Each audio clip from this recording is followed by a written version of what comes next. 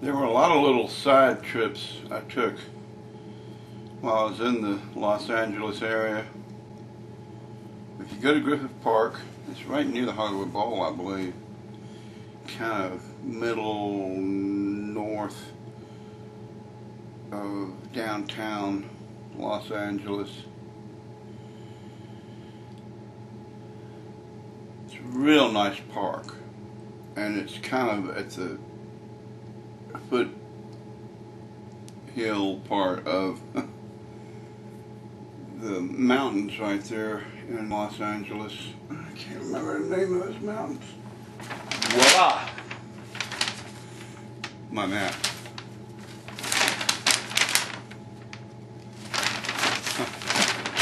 Now I need my eyeglasses.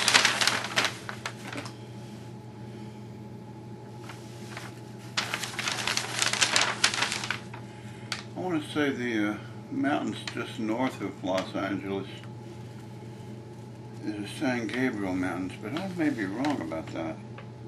Okay, it is the San Gabriel Mountains. They kind of make a northern edge rim bowl of Los Angeles. Los Angeles is kind of like a basin for those mountains. And in fact, now that you look at it, it may be the alluvial plain that makes up part of LA from those mountains. But yeah, I don't know, you probably can't tell the video. This is the greater Los Angeles area. No, you can't see that. It's reflecting that.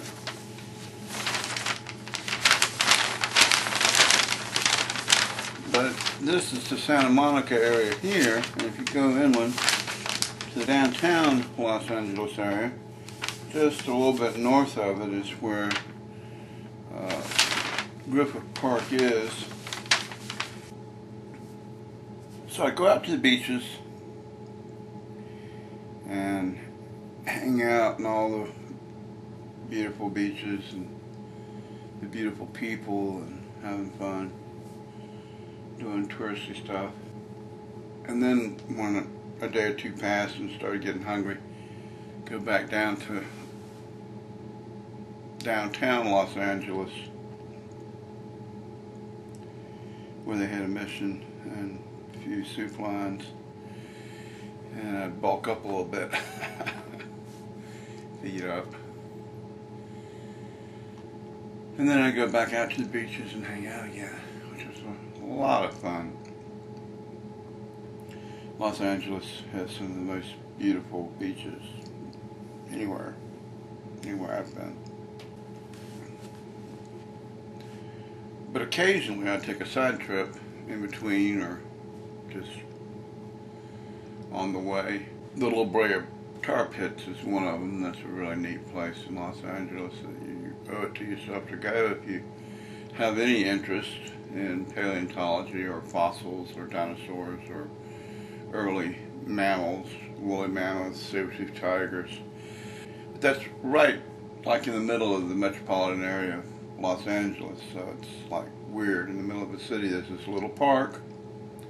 It's probably a large block, the size of a large city block, that's fenced off, and if you go inside of the park, into the park, you see this sort of lake that's there, and there's bubbling tar that comes up to the surface. You see it.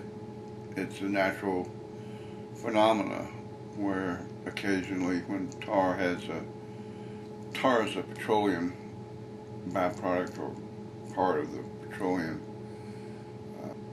tar forms in the same processes that form oil and gas. And so occasionally there are places on Earth, although I don't know of any as interesting or as great as the LaBrea tar pits, but there'll be places where oil and this gunkiness tar form bubble up to the surface. And in particular at the LaBrea tar pits, it happened during a fairly recent era,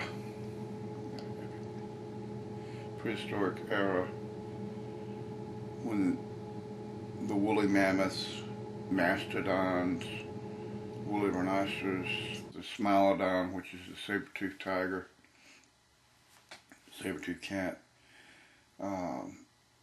There was a giant vulture that was like bigger than the California condor. A lot of larger versions of animals we have today, and some that have gone extinct altogether. I believe the ground sloth was there, Megatherium. In any case, hundreds, if not thousands, of specimens have been taken out of the LaBrea tar pits of prehistoric mammals that got trapped in the tar and preserved. The bones were preserved. So there's the LaBrea tar pits, there's Universal City Studios, and other studios I think give you tours or have theme parks. Certainly there's Disneyland and Lion Country Safari and lots of little theme parks in the area. There's the Queen Mary and the Spruce Goose are there in Long Beach. They're interesting sights to see. The Queen Mary is one of the last of the great big ocean liners, similar to the Titanic, but I believe maybe built since the Titanic. Probably built with some of those safety factors that would have helped save the Titanic built in, although, you know, who knows how much they really can build into something that keep it safe from running into an iceberg. There's not a whole lot that'll protect a ship against running into an iceberg. But the Queen Mary is one of the last really big ocean liners. People who go across the ocean nowadays, mostly, 99% of them probably, fly. And people who get on ships, more often than not, either are working on the ship because it's a cargo ship, or it's a fishing ship, or they're on a cruise ship and they go to specific vacation locations. They're not crossing the Atlantic Ocean. The Spruce Goose was one of Howard Hughes' projects where he had designed this huge airplane. And I guess it was probably right before jets became more common for airliners and such. But it's got like 10 or 8 engines or something, 4 or 5 on each wing. And it looks really incredible, but it's kind of unpractical. It's so big. And I believe it's when they were still making a lot of airplanes out of wood. And it was made to, I believe, land in water, take off and land in water. So big, it just really wasn't practical. I think it was only one ever made. And then there's Griffith Park and Griffith Observatory in Griffith Park. If you've ever played Grand Theft Auto San Andreas edition, you probably played around their rendition of what Griffith Observatory is. And that's to the north of the first island you're on. It's like, what, 4 islands or something?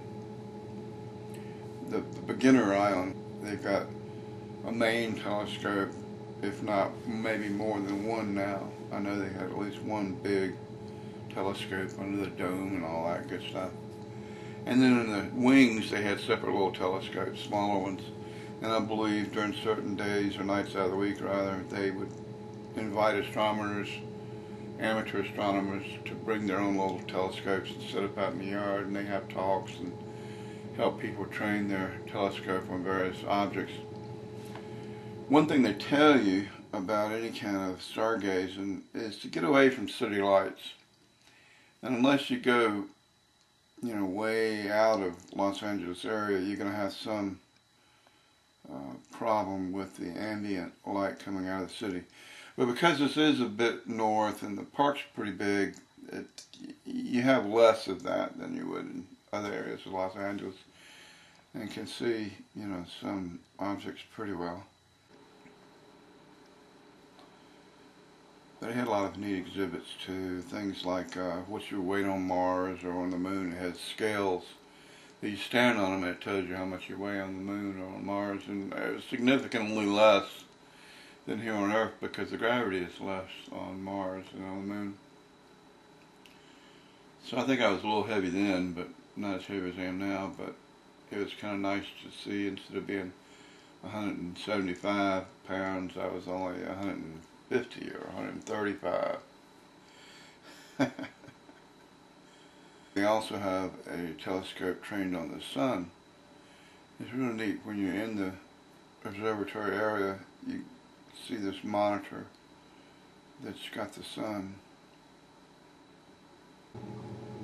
One evening while we were hanging around up there, while I was up there,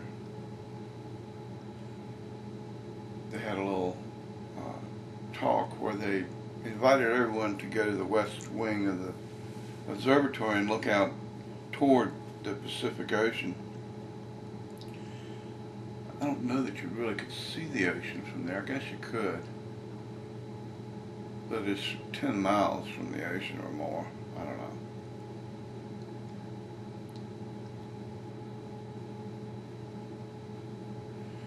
And they directed our attention in that direction because they knew that in a few minutes Vandenberg Air Force Base, which is also north of Los Angeles, was going to launch a test rocket for one of their Polaris missiles. Although it might have been a Poseidon. In any case, they knew it would be something that you could see. It would be, interesting in the atmosphere. And sure enough, watching it, almost right on cue, I think within 5 minutes or so, they're telling us to look for it. There was a contrail you could see zooming off over the Pacific. It finally got up to a certain height and it self-destructed. And they were telling us that because of the pollutants that it puts in the atmosphere, that the sunset that evening would be more orange and greener than otherwise. Something to do with particles or whatever being diffracted in the sunlight. But it's a real neat observatory, and I believe that you can sign up to a newsletter. I used to be signed up. I haven't seen anything recently, but and you can go to their site online and find out all kinds of interesting astronomical data. I'm not sure that they personally track stars there at the observatory, but they have on-site astronomers and people who update the web for various celestial events. If Mars is visible or Jupiter is going to line up with Saturn or whatever various things may be going on, a comet may be coming to the area and they'll have information about that. But a real neat observatory. So that was one of my side trips. The LaBrea Tar Pit's a really nice place, great place to go check out. Universal City Studios, Disneyland, Lion Country Safari, the Spruce Goose, Queen Mary Ocean Liner, luxury liner, Santa Monica Beach, Santa Monica Pier, Hollywood Walk of Fame, tons of stuff I'm not even touching on. Go to Los Angeles, look for all the touristy stuff, do the stuff tourists do. It's fun to do. It costs a little bit sometimes, but if it's a once-in-a-lifetime adventure, go there and do it up right. Great place, Los Angeles.